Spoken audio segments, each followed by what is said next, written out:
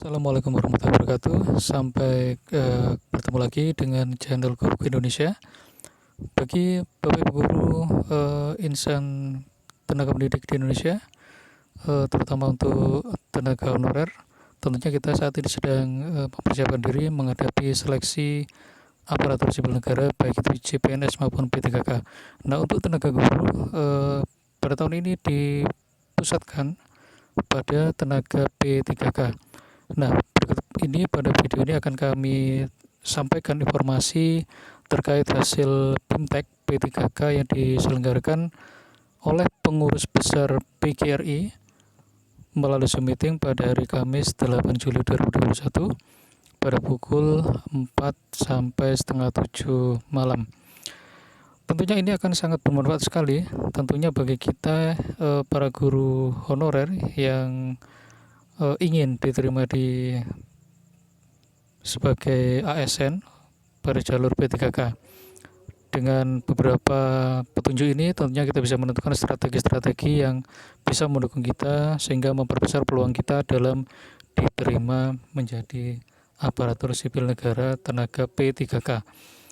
Baik, yang pertama adalah bahwa ijazah S1 Bahasa Inggris tidak bisa melamar ke formasi PGSD.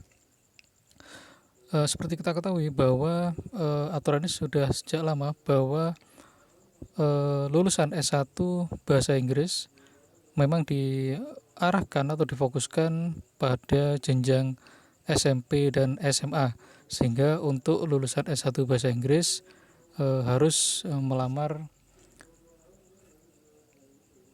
sebagai guru bahasa Inggris di tingkat SMP dan SMA. Kemudian yang kedua, jika ijazah kita D4, tidak ada pilihan formasi memilih S1.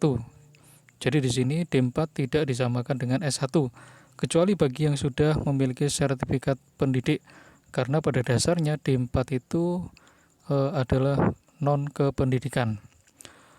Yang ketiga, pemilik sertifikat pendidik tidak mengerjakan soal kompetensi teknis, karena seperti diketahui bahwa pemilik sertifikat pendidik yang linear dengan formasi yang dilamar maka akan mendapat nilai maksimal pada bidang kompetensi teknis. Tentunya dengan catatan bahwa sertifikat pendidiknya linear dengan formasi yang dilamar dan sudah diunggah di tahap pendaftaran. Tentunya ini sangat membantu kita sekali bagi pemilik sertifikat pendidik. Kemudian yang keempat, data Dukcapil dan Dapodik ini adalah terintegrasi dan saling terhubung satu sama lain.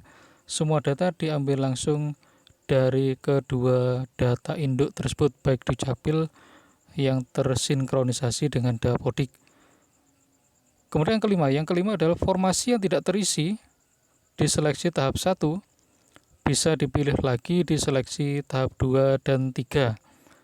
Namun di sini yang perlu dijadikan garis bawah adalah tidak ada penambahan formasi.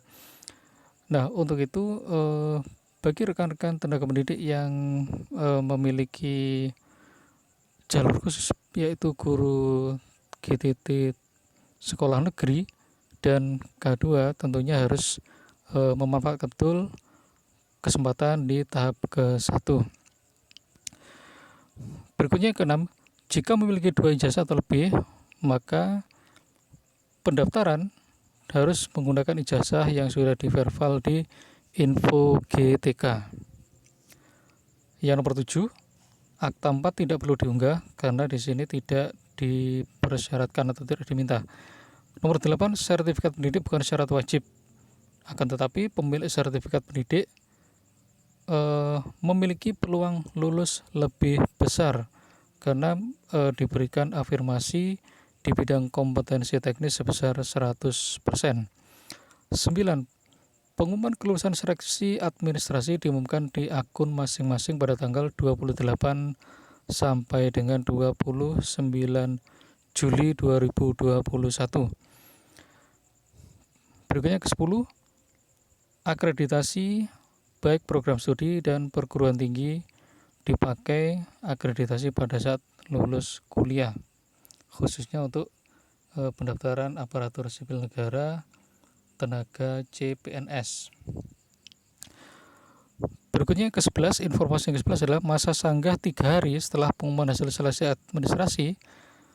Hal-hal yang bisa disanggah adalah yang bukan kesalahan pelamar dan harus disertai bukti.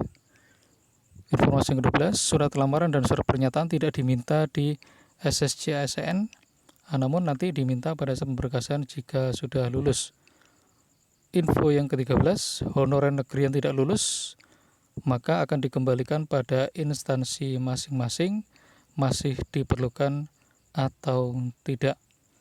14, passing grade belum ditentukan, tapi dari sini bisa kita prediksi, kita usahakan ya mencapai nilai minimal 80% supaya aman. Nah, di sini pemilik sertifikat pendidik sudah punya nilai 60% jika sertifikatnya sesuai dengan formasi yang dilamar. Info yang ke-15, guru induk swasta mendaftar sampai resume. Nanti sebelum tes tahap 2 bisa memilih formasi dengan cara login dengan akun yang sudah dibuat. Info yang ke-16, jika yang dipakai ijazah S1, maka jika kita lulusan S2 bisa digunakan nanti untuk penyetaraan setelah lulus. Kemudian nomor 17, kita harus teliti mengisi biodata di pendaftaran karena jika sudah diakhiri tidak bisa diulang atau diperbaiki. Maka dari itu teman-teman semua tidak usah terburu-buru karena waktunya masih panjang.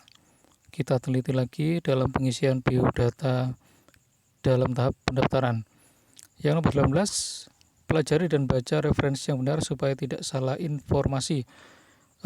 Demikian informasi-informasi yang sudah kita rangkum dalam menghadapi tes P3K, sehingga kita semua bisa memiliki peluang yang lebih besar dalam seleksi aparatur sipil negara untuk tenaga P3K. Semoga berhasil teman-teman semua. Jangan lupa subscribe channel kita ini supaya bisa berkembang dan selalu bisa menyajikan update informasi seputar pendidikan di Indonesia. Terima kasih. Assalamualaikum warahmatullahi wabarakatuh.